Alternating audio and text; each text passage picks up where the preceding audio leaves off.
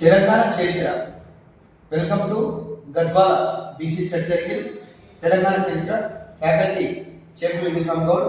So మరి తెలంగాణ చరిత్రలో చూస్తే మనకు ఫస్ట్ ఇక్కడ చారిత్రక ఆధారాలు, చారిత్రక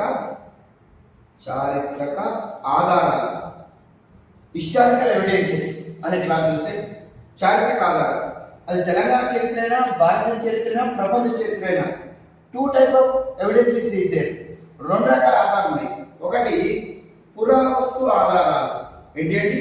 పురావస్తు ఆధారాలు. రెండు వచ్చేసి వాగ్మయ ఆధారాలు.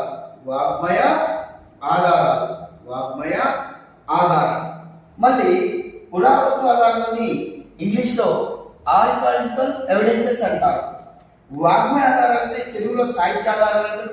వీటిని లిటరేచర్ ఎవిడెన్సెస్ అంటారు. పురావస్తు ఆధారాలు వచ్చేసి మనకు 3 రకాలుగా లేదంటే 4 రకాలుగా చెప్పవచ్చు. పురావస్తు ఆధారంలో శాసనాలు, 2 నాణెములు, 3 వస్తువులు, 4 కట్టడాలు. శాసనాలు ఇన్స్క్రిప్షన్స్, నాణెములు కాయిన్స్, వస్తువులు టూల్స్, కట్టడాలు కన్స్ట్రక్షన్స్. ఇవి పురావస్తు ఆధారాల కిందకి వస్తాయి. పురావస్తు ఆధారాలు అంటే ఇవన్నీ లిఖిత రూపంలో